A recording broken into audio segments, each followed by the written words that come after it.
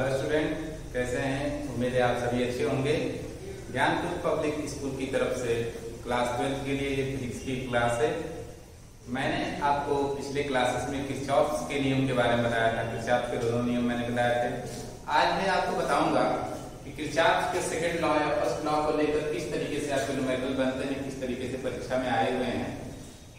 तो उस तरीके के क्वेश्चन मैंने यहाँ पर आपको लिख रखे हैं। ठीक है, पहला क्वेश्चन आपको यहाँ पे दे रखा है। ये एक सर्किट बना के रखा गया है।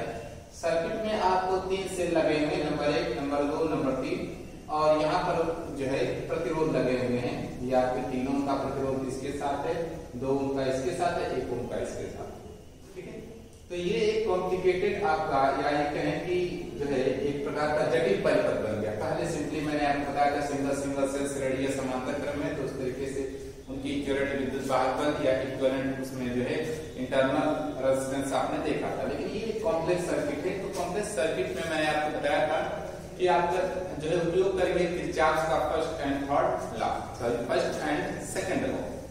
ठीक है, सेकंड लॉ को सोल्व करना मैंने पिछली क्लास में बताया था कि आप जो है बंद पास को देखेंगे और बंद पास में या तो आप क्लॉकवाइज या तो आप एंटी क्लॉकवाइज चलेंगे। मैंने ये बताया था। सेकंड मैंने कहा था जो सेकंड लॉ है उसमें ये करना है कि किसी एक बंद पास को हम लेते हैं और उस बंद पास से लगे हुए सभी जो है प्रतिरोध और उसमें बहने वाली धारा के संगत धारा के गुणनफल का बीजगणितीय योग उस पास से लगे हुए कुल विद्युत वाहक के बीजगणितीय योग के बराबर होता है। मैंने आपको ये सेकंड लॉ में मैंने बताया। ठीक है, यहाँ आप सॉल्व करने के लिए अब उसी नियम का उपयोग करें। मैं यहाँ पर जो है एंटी क्लॉकवाइज चल रहा हूँ। ठीक है, तो बंद पास देखेंगे, यहाँ से स्टार्ट करेंगे, इधर जाएंगे, ये रहा, यहाँ से होते हुए फिर वहीं चले आएंगे, तो ये एक बंद पास बनेगा।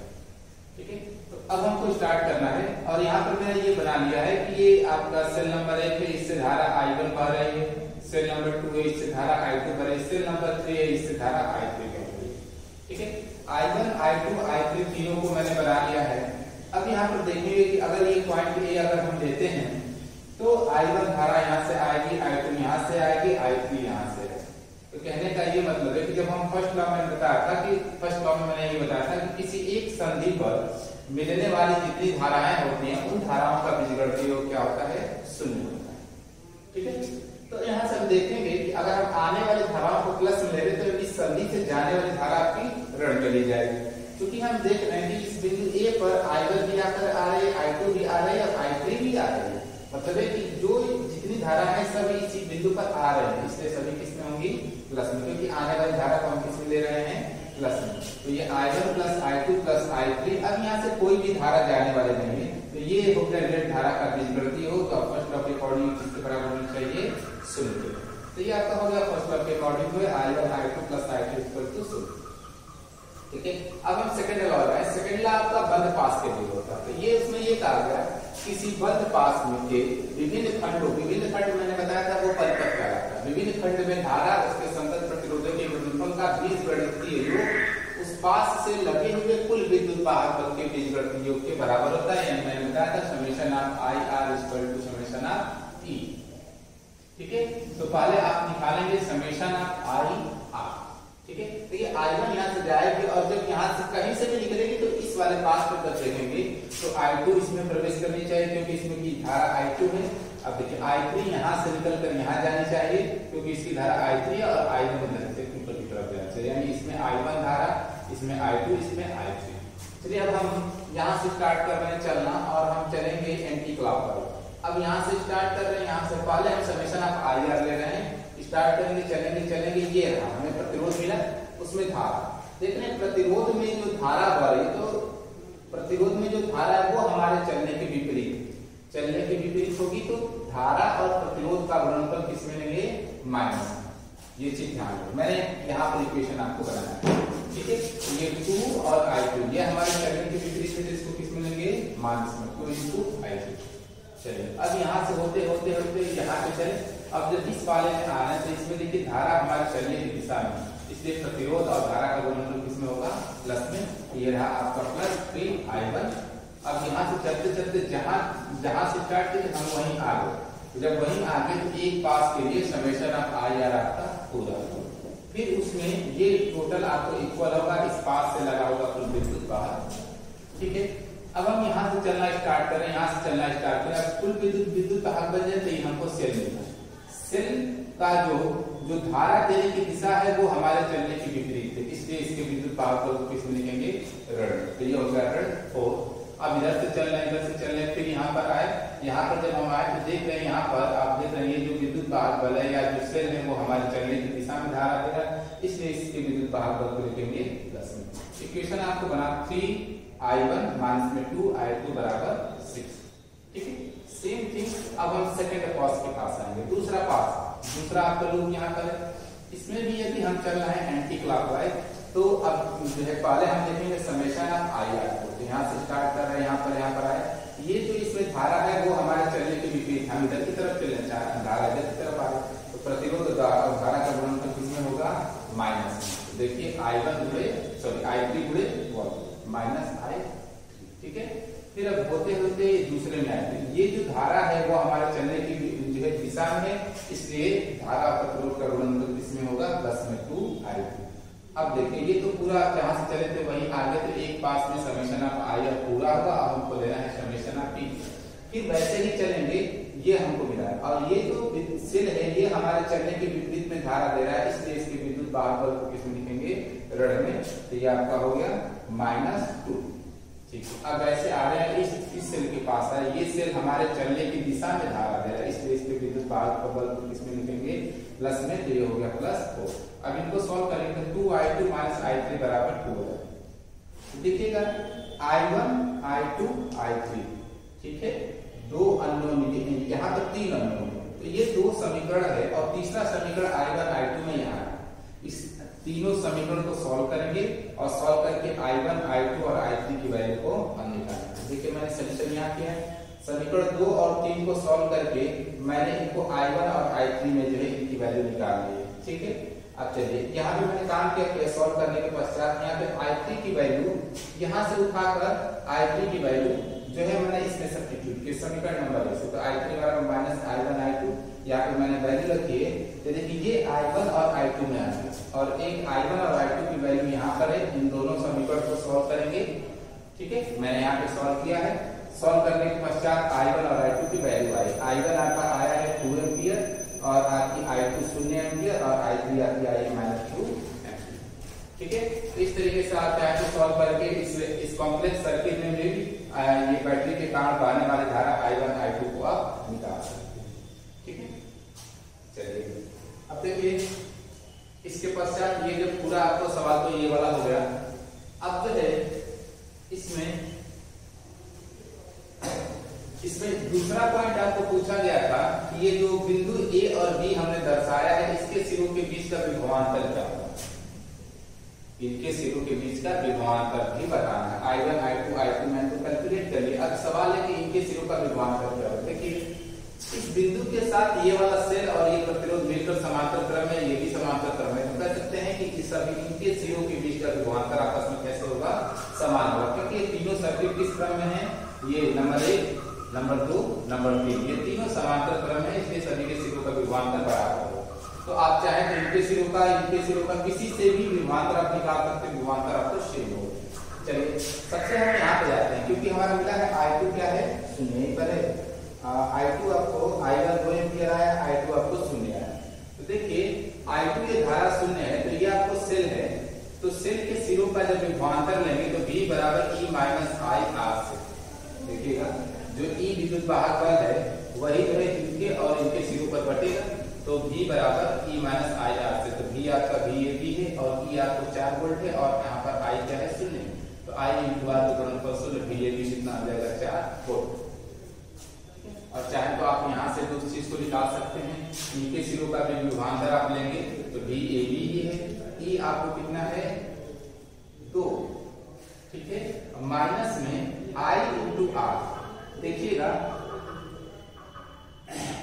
यहाँ से I3 की बात करें, I3 कहीं यहाँ पर -2 एम्पियर, तो देखिएगा 1 ये है गुणे -2, तो ये माइनस माइनस मिलकर प्लस हो जाएगा, ये कितना आएगा, 4 वोल्ट। चाहे तो इसी वाले विभवांतर को यहाँ से भी हम निकाल सकते हैं।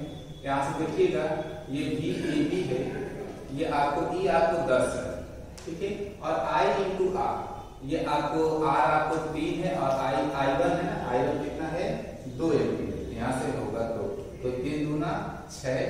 और 10 में से 6 गया तो 4।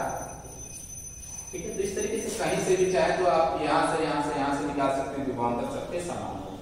देखिए दूसरा आपको सवाल यहाँ पर है, इस सवाल में इस तरीके से सर्किट बना रखा है, एक 3 वोल्ट विद्युत वाहक का सेल लगा है, ये 10 ओम, 15 ओम, 20 ओम और 50 ओम, इस तरीके से एक कॉम्प्लिकेटेड सर्किट बना हुआ है।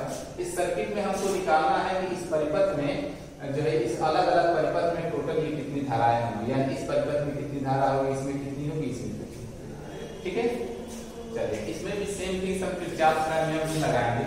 देखिए अब यहाँ कैसे होगा, यहाँ से यहाँ एक ही सर्किट, एक ही सेल है, तो यहाँ से इससे से कोई भी धारा मान लें कि आपकी आई जा रही है। ठीक है, ये धारा जब इस पॉइंट पे जाएगी तो यहाँ पे जो है सर्किट 2 हिस्सों में बटा है, तो कुछ धारा इधर की तरफ निकलेगी, कुछ धारा इधर की तरफ निकलेगी। ठीक है, तो मान लें कि इस आई में से कुछ हिस्सा आपको I1 है जो इस सर्किट में गया, तो आई में से जो बचेगा वो आपको 15 ओम में आएगा। कितना बचेगा, I माइनस I। तो 15 ओम में धारा कितनी हो जाएगी, I माइनस I1, और I1 आपको 20 ओम में हो जाएगी, वही धारा कितने जाएगी, 50। अब फिर यहाँ पर आएगी तो इन दोनों सर्किट में आते आते धारा यहाँ पर मिलेगी, तो किसके बराबर होनी चाहिए, I के बराबर। देखिएगा हो जाएगी ये I1 माइनस I1 और प्लस यहाँ से जब इधर से धारा आएगी तो ये प्लस I1, ये करके कितना आया, तो इस सर्किट में जो धारा जाएगी आपकी I के बराबर। चलिए सॉल्व करते हैं। यहाँ पर भी आपको देखेंगे 2 लूप बनेगा, 2 बंद पास, एक से यहाँ से निकलेंगे तो एक पास ये बनेगा, दूसरा यहाँ से निकलेंगे तो एक पास ये बनेगा। ठीक है, अब दोनों पासों को लेकर सॉल्व करेंगे तो आपको किरचॉफ का जो लॉ है हम वही अप्लाई कर रहे हैं। लॉ क्या है, समेशन ऑफ आई आर बराबर समेशन ऑफ ई, हम यही अप्लाई करेंगे। पहले लूप के लिए आप क्लॉकवाइज या एंटी क्लॉकवाइज कुछ भी चलिए, यहाँ पर हम क्लॉकवाइज चल रहे हैं। ठीक है, क्लॉकवाइज चलेंगे तो देखिएगा ये जो आई धारा है 10 ओम में हमारे चलने की दिशा में, इसमें भी धारा हमारे चलने की दिशा में। ठीक है, तो अब स्टार्ट करेंगे पहले वाले के लिए 10 इंटू आई, 10 इंटू आई प्रतिरोध धारा का गुणनफल, और ये भी धारा हमारे चलने की दिशा में है, तो प्लस 15 इंटू इसमें बहने वाली धारा आई माइनस आई। अब यहाँ से होते थे जहां से चले थे वहीं से आ गए, तो समेशन ऑफ आई खत्म हुआ। अब हमको लेना है समेशन ऑफ। जब हम इस तरीके से चल रहे हैं तो ये बैटरी देख रहे हैं हमारे चलने की दिशा में धारा है, इसलिए होगा ये बराबर थी, और कोई यहाँ पर विद्युत वाहक बल नहीं थी, कोई इक्वेशन नंबर 1 आपको पूरा होगा। इसी को सही करेंगे अगर, तो ये आपको 25 I माइनस 15 I1 बराबर थी, इक्वेशन नंबर 1 ये हो गया। दूसरे वाले पथ में जाएंगे तो इसमें भी आप क्लॉकवाइज चल रहे हैं, तो ये 20 ओम में धारा, 50 ओम में धारा, देखिए क्लॉकवाइज वो हमारे चलने की दिशा में। इसलिए स्टार्ट करेंगे दूसरा इक्वेशन, 20 I1 प्लस 50 I1, और इसमें देखिए जब यहाँ से इस वाले पथ में आएंगे तो इसमें धारा हमारी विपरीत है, तो minus 15 into I minus I1 बराबर 0।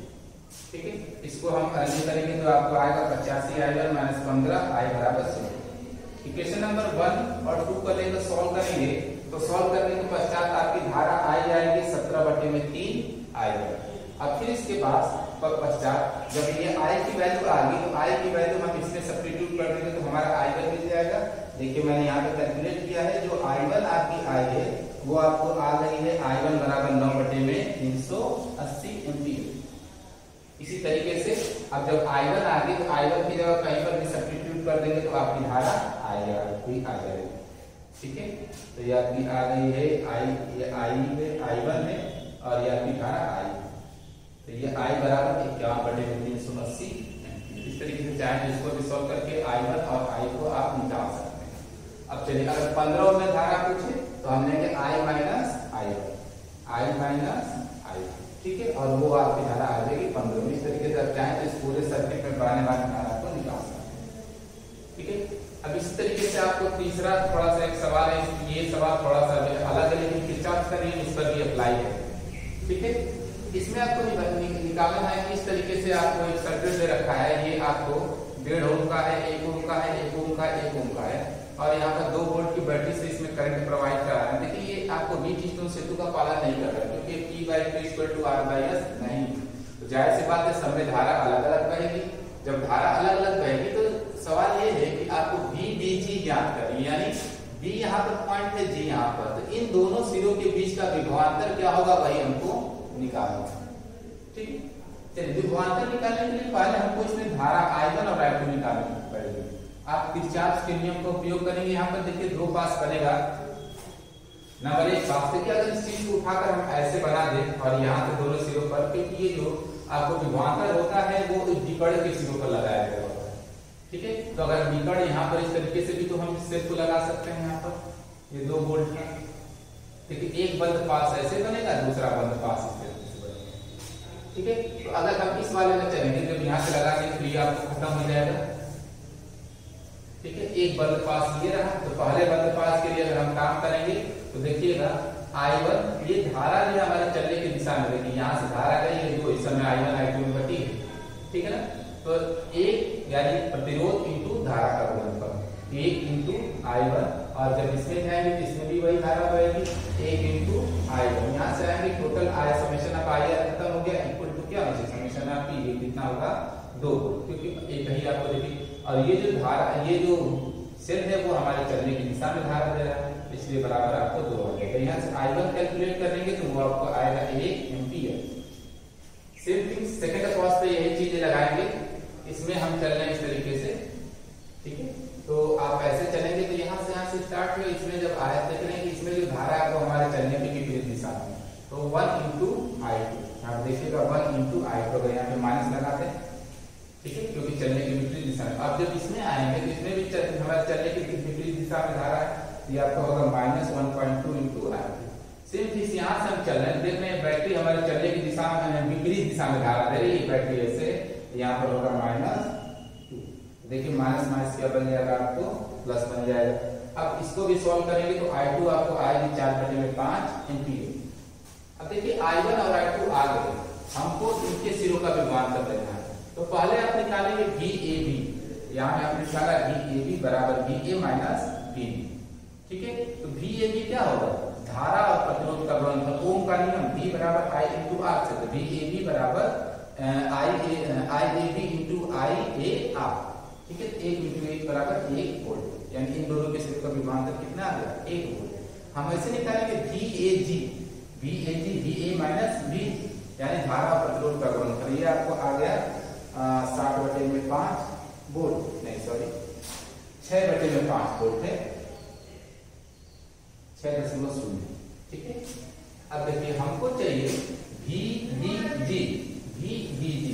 अगर आप निकालें कि VBG यहाँ पर है, VBG आप देख रहे VAG माइनस VAB, तो VB माइनस VG, ये देखिए इन दोनों को सॉल्व करेंगे, VG माइनस VG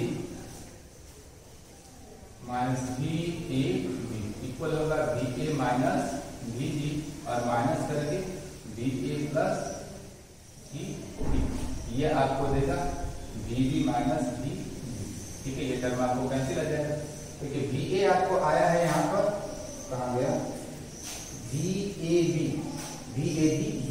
आपको आया है यहाँ पर 6/5, ठीक है। तो यहाँ हो गया 6/5 माइनस VAG कितना आपको आया है 1 वोल्ट, यहाँ पर हो गया है। इसको सॉल्व करेंगे तो आएगा 1/5 वोल्ट, या इसको सॉल्व करेंगे पूरा तो आएगा 0.2 वोल्ट।